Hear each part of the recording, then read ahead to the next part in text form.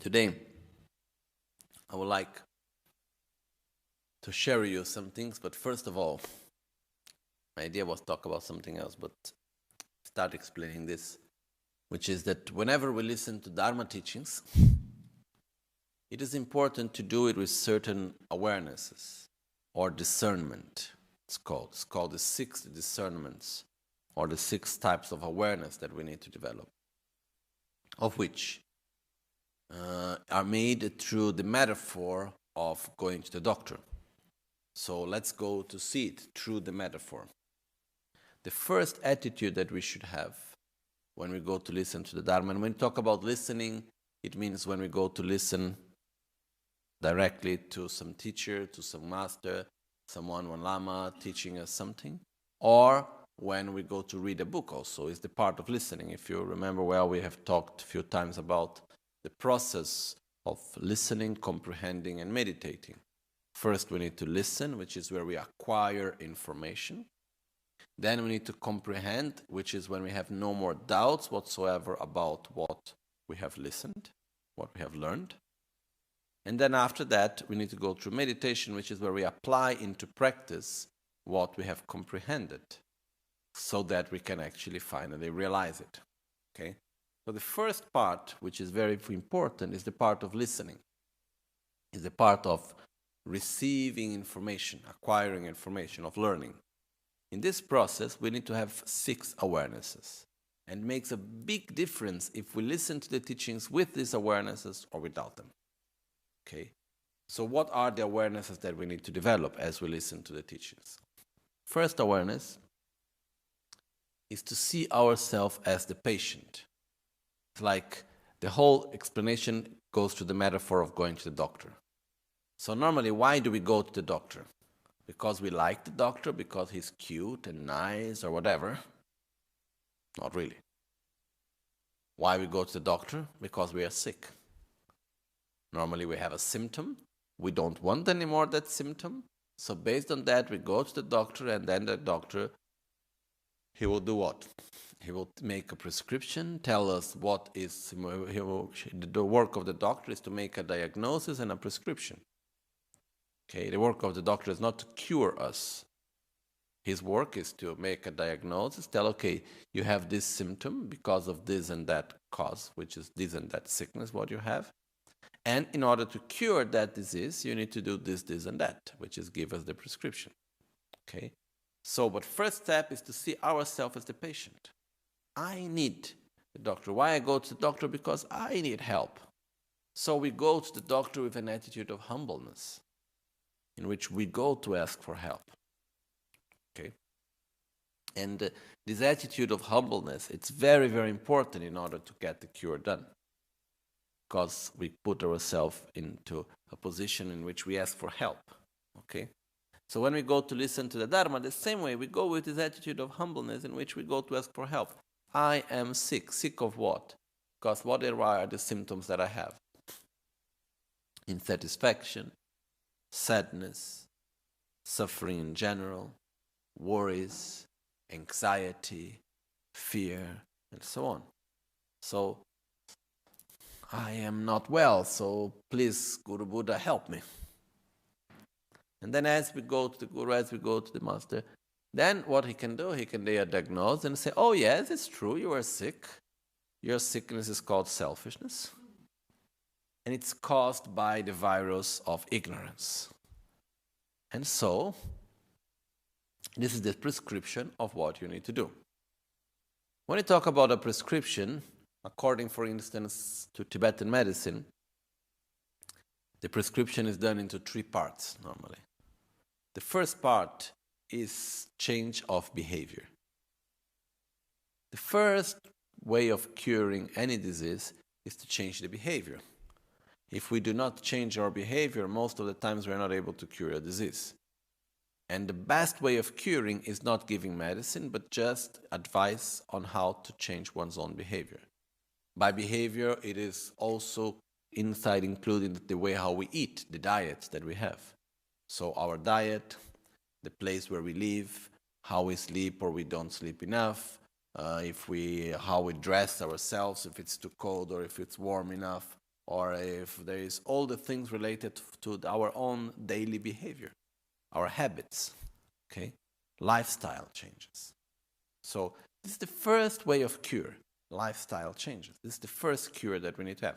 When only through lifestyle changes we are not able to cure the disease, then we go to the second step, which is taking medicines. When taking medicine is not enough, then we go to the third step, which is doing therapies. So the therapy is the third part. So which will be doing the massage or doing the moxa or doing whatever other type of therapy. There are different types of therapies that we can do. So first change of behavior, then medicine, then therapy. This is the normal way how, let's say, in Tibetan medicine is done. But in this case, we go to the master as the doctor, we are as the patient, master as the doctor, and the Dharma, the teachings that we receive are the medicine. And again, who has the power of healing? The doctor or the patient?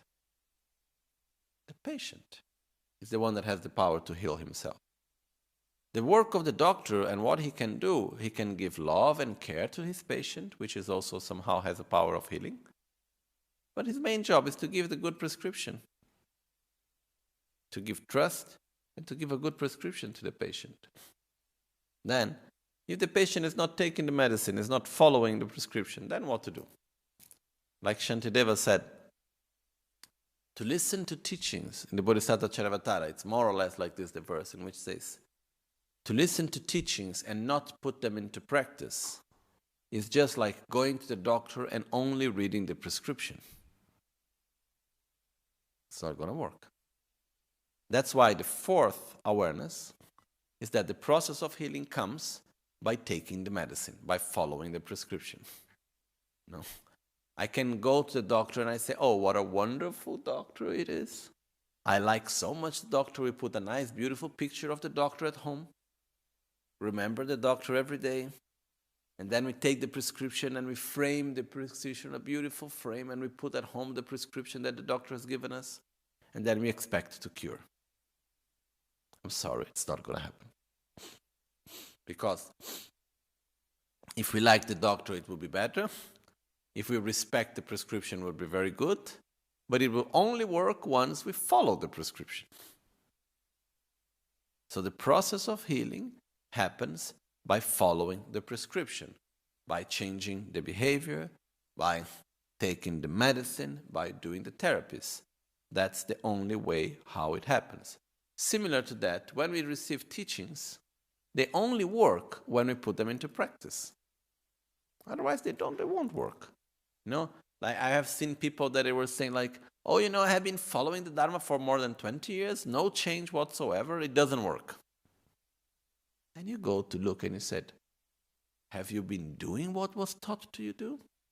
Have you been following really the prescription, let's say? The answer is no. Do you meditate as it was taught? Not really. Did you put an effort to change the way how you think and how you act and how you speak? Not really. So just by receiving the prescription, you will not get cured. You can have thousands of prescriptions accumulated. It would not be enough. You can receive thousands of teachings. It would not be enough. It works when we take the medicine.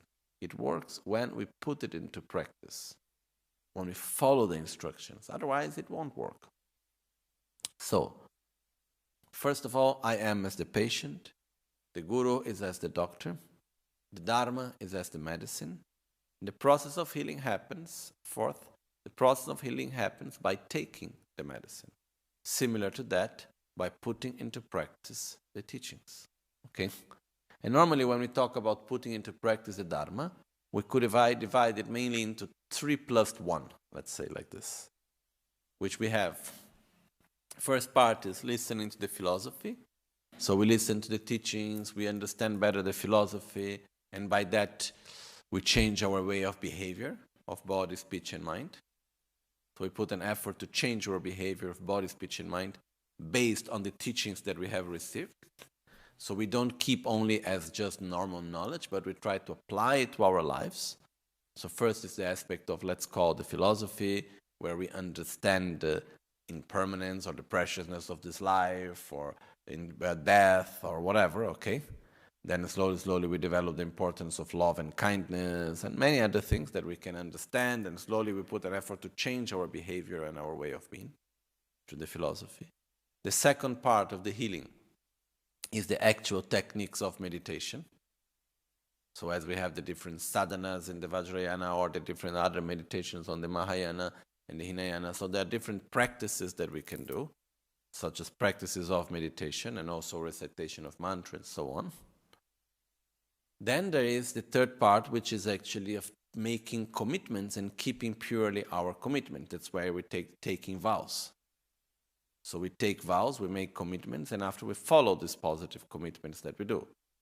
And this is the three main things for our healing.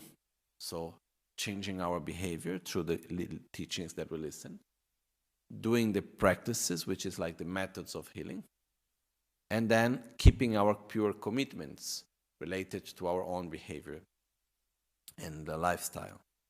Then we have the fourth one, which is the karma yoga, which is making action, bringing the practice into our own daily action, which I'm not going to enter into details now. We talked about this in other moments. It's not the moment now to explain that, but it's when we work, we put into practice of our daily work, the teachings that we have receiving our own spiritual practice. So, through these 4 points, basically 3 plus 1, that's when actually we put into practice the teachings. That's where actually we take the medicine. Okay? So it's by taking the medicine that we can cure. I can be the disciple of the best of the gurus, of the best of the teachers.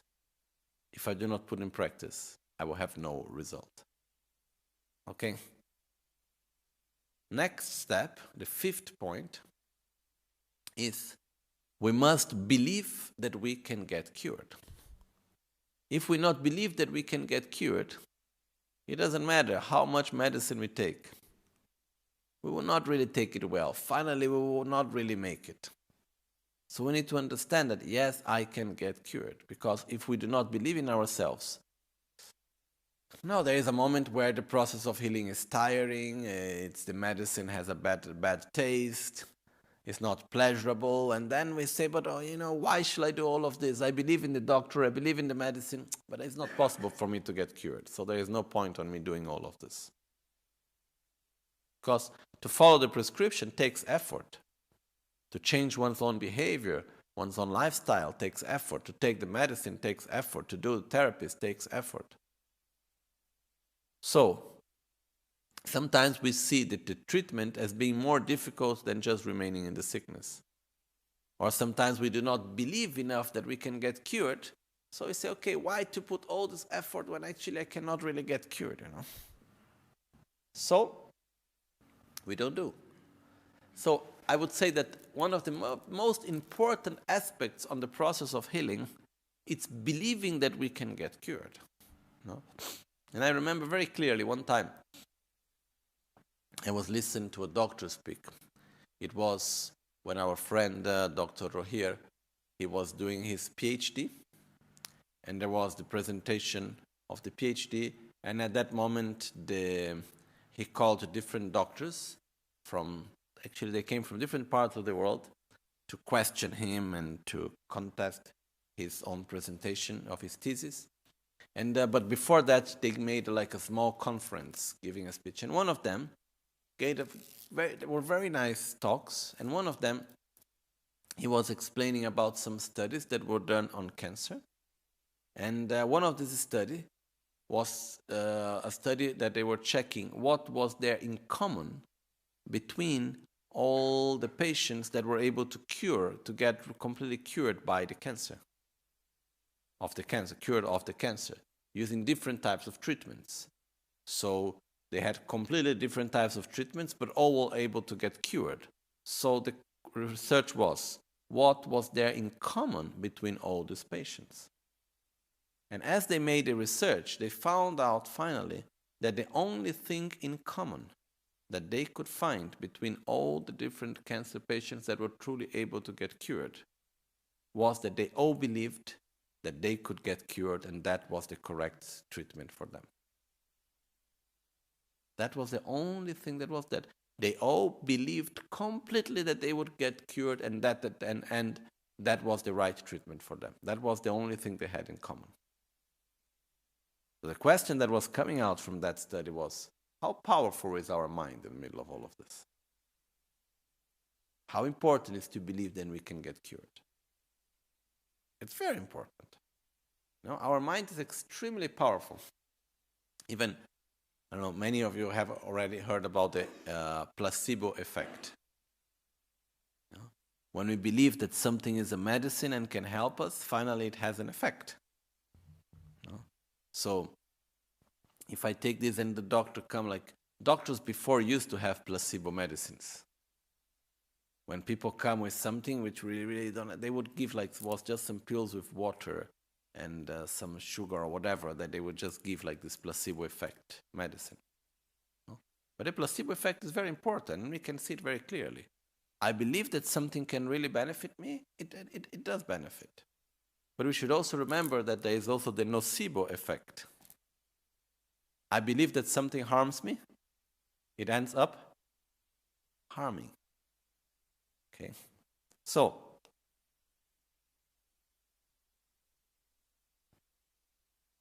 to believe that I can truly get cured is a very, very important part of the process.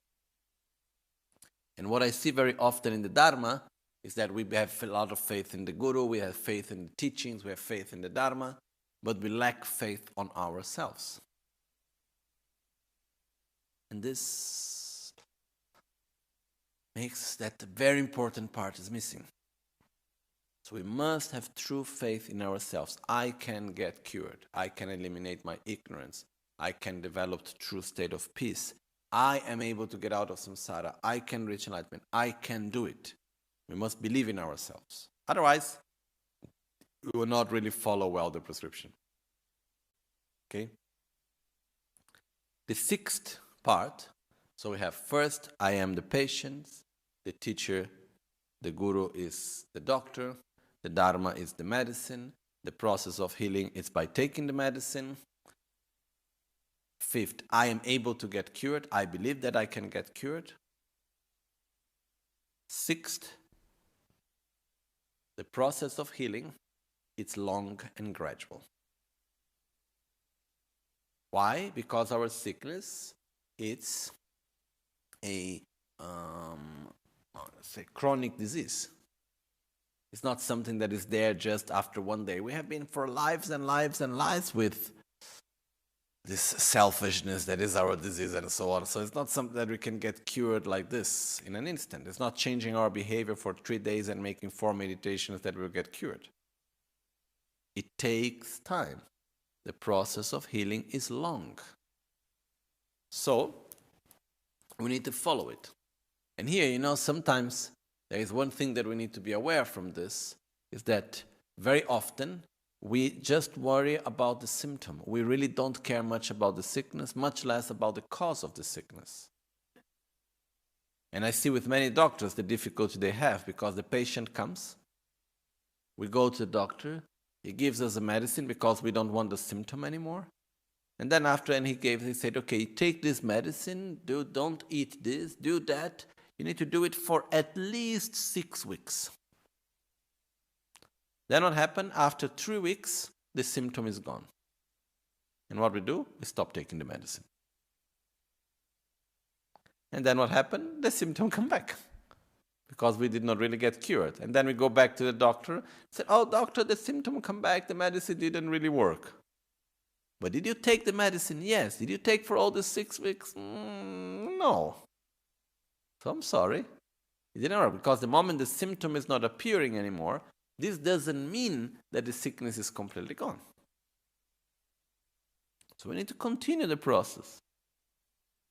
So, similar to that, we need to understand that we have our symptoms of unhappiness, of insatisfaction, of fear, of anxiety, and so on, in which the sickness is our own selfishness. The cause of the sickness is our ignorance, our unlimited attachment, unlimited desire, and hatred.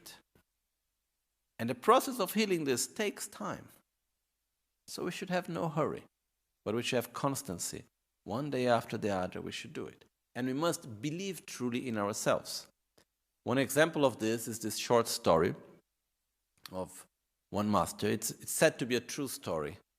I don't remember the names now, but there was a master in Tibet, and he had one disciple, had many disciples, but one disciple was really not very intelligent. So he would go there, but he would not understand the teachings. He would really be a little bit stupid. He would really not understand well things. So one day, the teacher was about to leave for some traveling. And as the Lama was going for some traveling, this disciple came to him and said, "Oh, my Guru, please can you give me what is the best practice for my whole life?" And then he looked at him and he made a joke. The master just made a joke on him and he said, "Okay, this is the worst moment where you ask something like this, no? You don't ask him this in the middle of the corridor passing by." So at that moment, he looked to him and he said, "You should meditate so that a horn should be born on top of your head." And he said, "Okay, thank you, master." Then the master left. That time traveling was something long. So when he came back, maybe a year after, whatever time, he didn't see any more the disciple. He thought, okay, maybe something happened. So he waited. So 3 years passed and he didn't see at all the disciples. So he asked some other friends, he asked some other people, "Oh, can you please check about where is that person?" And then they said, "Oh." They went to look, nobody knew. And finally they found out that he was meditating in some cave somewhere. So he said, "Okay, please go to check him." So they took 3 days walking to reach there. When they reached the place of his meditation cave, there he was meditating and he had a long horn in his head. So they came back and said, "Oh, he's meditating there and he has a long horn in his head. Okay, so please tell him to come back here." So another 3 days to go and 3 days to come back. And then they said to him, "Oh, the master tells you to come back." He said, "Oh, thank you." But he tried to go out of the cave and he couldn't go out of the cave because his horn was too long. So they came back and they said this. So they said, "Okay, now tell him to meditate that his horn should disappear. This is my instruction." Then they went back there, they said this, and then in 3 days of meditation, he was able to eliminate completely the horn that took 3 years to develop. So then after that, he came back to the teacher, and he had developed such clarity of mind and such level of concentration that he received all the instructions of Dharma, and he was able to put them into practice much faster than all the others. So he gained the realizations. So this one is an example, one that if we have true determination and faith, both in the instructions and in ourselves, if we do not have trust in, if this person, if he didn't have faith in himself that he could do it, he would never go there to meditate. If he didn't have trust in the practice, he would have never done it. But it's very important, the part of trusting oneself, of having faith into oneself. And second, to believe that, to understand that the process of healing is long and gradual. Okay? So, and then once he had much more clarity of mind, then he could actually follow the teachings and put the Dharma into practice in a much better way. So again, when we listen to the teachings, it makes a big difference if we just listen because we like to listen, or if we listen with these 6 awarenesses. I listen because I need to receive the teachings, because I am the patient. I need myself. The Guru is like the doctor. His role is not to cure me, is to give me the prescription. The Dharma is the actual medicine. The process of healing comes by taking the medicine, by putting into practice the teachings. I am able to get cured. I believe in my own potential. And I remember that the process of healing, it's long and gradual. So no high expectations. Sometimes people come and say, "I practiced the Dharma for 20 years, it doesn't work." Did you follow the instructions that were given to you? Did you change your behavior? No. Did you sit down and meditate every day as it was explained to you? No. Then just by being a friend of the doctor, okay, or by registering as his patient, won't cure the disease. By calling oneself a Buddhist and following and being part of a Buddhist center, and by having a teacher, won't be enough if we don't put into practice the teachings. That's an important part out of it. So if we should listen with the 6 awareness, and this makes a complete difference in the way how after we relate to the teachings that we receive. Okay, so this is all that I wanted to share for today. Actually, I wanted to talk about something else, but this was just the introduction, but finally the introduction became the whole thing. The main subject which we can talk another day was how much is important for us actually to have our mind in a state of peacefulness in order to be able to put well the teachings into practice also. How there is a part in which we should be able first to bring our mind to a state of more peace so that we can put the teachings into practice, and the importance of applying the antidote where is the defilement. This was the main thing I wanted to talk actually, which is that whenever we have defilements, it's not enough just to try to put the defilements away. We need to apply the antidotes. And in order to apply the antidotes, first we need to bring our mind to a state of peace and calm. Then we can apply the antidotes. Okay? But this we talk another day. So we try always to remember the 6 awareness, and we do the final dedication. Jetsun lame kutse rapten chi namkar chenle chochur gepada losan tempe drume sasumgi drove munse tatu ne gyur chi nimo dele tsende delek shin ninsen taktu delek pe Concho sumke jinge lo, concho sumke ngodrup sol, concho sumke trashishon.